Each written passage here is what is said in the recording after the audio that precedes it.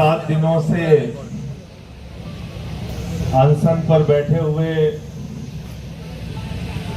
सोनम वांगचुक जी को मैं नमन करता हूं, उनकी बहादुरी को, उनकी तपस्या को। अभिजीत दीपके जी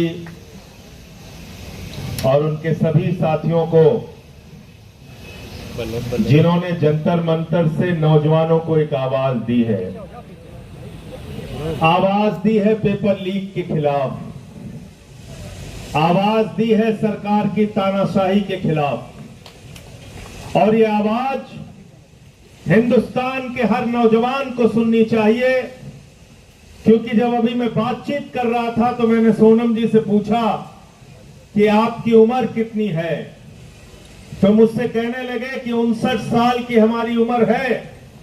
59 साल के सोनम वांगचुक अगर इस देश में पेपर लीक रोकने के लिए अनशन कर सकते हैं, तो हिंदुस्तान के हर नौजवान को इनके समर्थन में खड़ा होना चाहिए,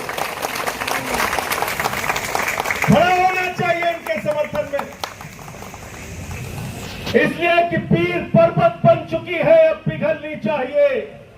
फिर हिमालय से कोई गंगा निकलनी चाहिए।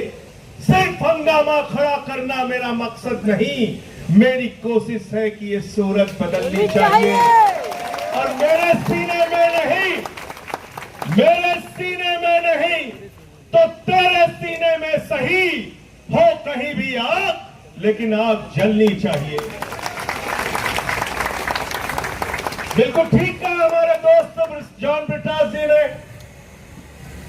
ये देश आजाद कैसे हुआ? आंदोलन की बदौलत आजाद हुआ। इस देश से 190 साल का अंग्रेजों का शासन कैसे गया? राष्ट्रपिता महात्मा गांधी के आंदोलन से गया, नेताजी सुभाष चंद्र बोस के आंदोलन से गया, शहीद आजम भगत सिंह की कुर्बानी से गया, शहीद सुखदेव, शहीद राजगुरु, शहीद अशफाक उल्लाह, शहीद रोशन सिंह, शहीद राजेंद्र लाली और 16 साल के खुदीराम बोस ने जब फांसी के फंदे को चूमा, तब मुल्क आजाद हुआ। ये मुल्क उन लोगों की बदौलत याद नहीं, याद रखना, उन लोगों की बदौलत, उन लोगों की बदौलत ये मुल्क आजाद नहीं हुआ जो उस जमाने में अंग्रेजों की दलाली कर रहे थे। नाम ले लूंगा तो मुश्किल हो जाएगी, नाम ले लूंगा तो मुश्किल हो जाएगी। सदन में मुझसे कहने लगा वंदे मातरम पे बहस करो। मैंने कहा पेई मानो, 4 लोगों का नाम बताओ जो वंदे मातरम लगा के तुम्हारे पुरखे जेल गए थे। 4 के नाम बताओ। वंदे मातरम की बात करते हो, भारत माता की जय की बात करते हो, तुम लोग बात करते हो जिन्होंने अपने मुख्यालय पे 52 साल तक भारत माता का तिरंगा झंडा नहीं फहराया, उनसे कोई देशभक्ति का प्रमाण पत्र नहीं चाहिए।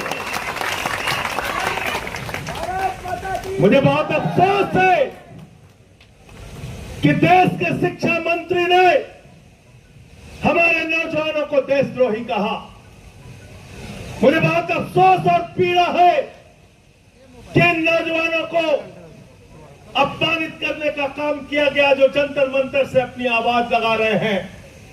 मैं भारत के प्रधानमंत्री नरेंद्र मोदी और देश के शिक्षा मंत्री से कहना चाहता हूं, ये अपने हक के लिए यहां पर है, पेपर लीक को रोकने के लिए यहां पे है, और पेपर लीक पूरे हिंदुस्तान में रुकवा कर दम लेंगे, ये इनकी लड़ाई उस बात के लिए है।